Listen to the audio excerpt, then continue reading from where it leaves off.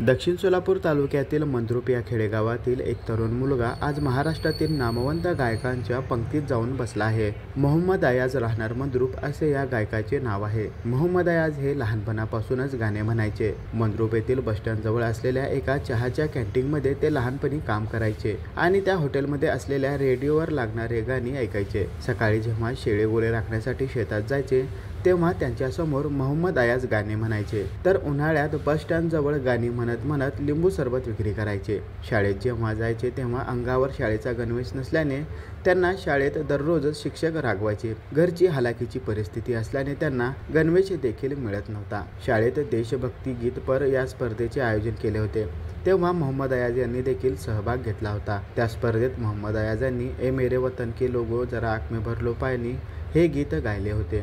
तेव्हा प्रमुख पाहुणे म्हणून त्यावेळेस असलेले API यांनी त्यांच्या गायनाचे कौतुक केले।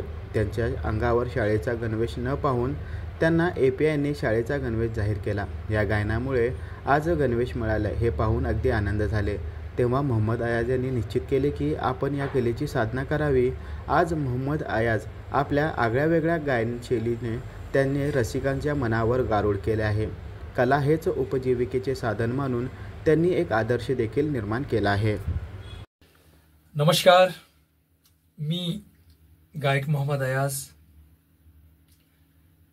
सोलापूर जिल्ह्यामधील एक छोट्याशा मंद्रुप या खेडेगावातून आपल्या संगीताची सुरुवात केली आणि या संगीतच्या प्रवासामध्ये अनेक अडचणी निर्माण झाल्या आणि त्या अनुकूल परिस्थितीवरती मात करत करत मी आज इथपर्यंत पोहोचलो, जे संपूर्ण रसिकापर्यंत ही मला पोहोचण्याची जी संधी देतात आपण, त्याबद्दल आभार। सर, सुरुवातीला काय परिस्थिती होती, आपल्या घरची परिस्थिती कशी होती आणि काय अडचणीला सामोरे जाऊन आपण आज महाराष्ट्राचे महागायक बनला, काय कसा प्रवास होता? मी माझ्या या प्रवासामध्ये असे तुम्हाला सांगण्यासारखी खूप अनेक गोष्टी आहेत, खूप मोठी अशी स्टोरी आहे। मी मंद्रुपमध्ये जेव्हा शाळेला जायचो, सकाळी शाळेला जायचो मी आणि 12 वाजता पुन्हा कामाला जायचो, मिळेल ते काम करायचो मी। मग ते हॉटेलमध्ये कपाशाचं काम असो, शरबत विकायचं काम असो, मग आई वडील आमची शेतामध्ये चाकरी होत्या, तर शेतामध्ये मिळेल ते काम करायचो मी। फॉर एक्झाम्पल, शाळा सुटली की गवत काढायचं, शेळ्या मेंढ्यांना चारायला घेऊन जायचं, गुरेढोरे सांभाळायचं, मिळेल ते काम करायचो मी।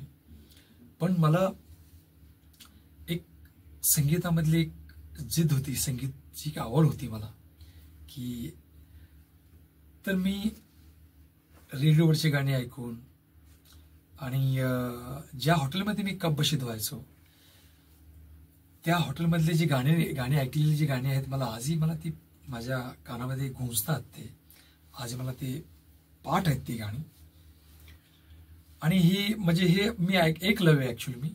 मला कुठल्याही संगीताचा वारसा नाही, कारण आईवडील शेतकरी, आम्ही एक छोट्याशा शेतकरी कुटुंबातून आमचं सुरुवात झाली आमची, आणि मिळेल ते काम करत मी, परंतु संगीतामध्ये काही करायची जी जिद्द होती ती मी करत राहिलो।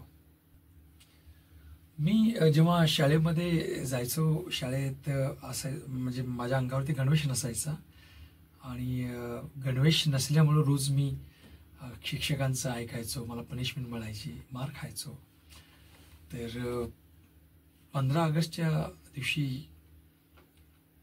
जेव्हा मी शाळेमध्ये ए मेरे वतन के लोगो हे गाणं मी सादर केलं आणि त्यावेळेस माझ्या अंगावरती गणवेश नव्हता, तर त्यावेळेस त्या मंद्रुपच्या API साहेब जे ॲज ए गेस्ट आलते, त्यांनी मला की मुलगा खूप छान गातोय आणि त्याच्या अंगावरती गणवेश नाही आहे, तर त्यावेळेस मला गणवेश त्यांनी जाहीर केलं आणि त्या गाण्याने मला गणवेश मिळवून दिलं, म्हणून त्यावेळेस मला संगीत कळालं।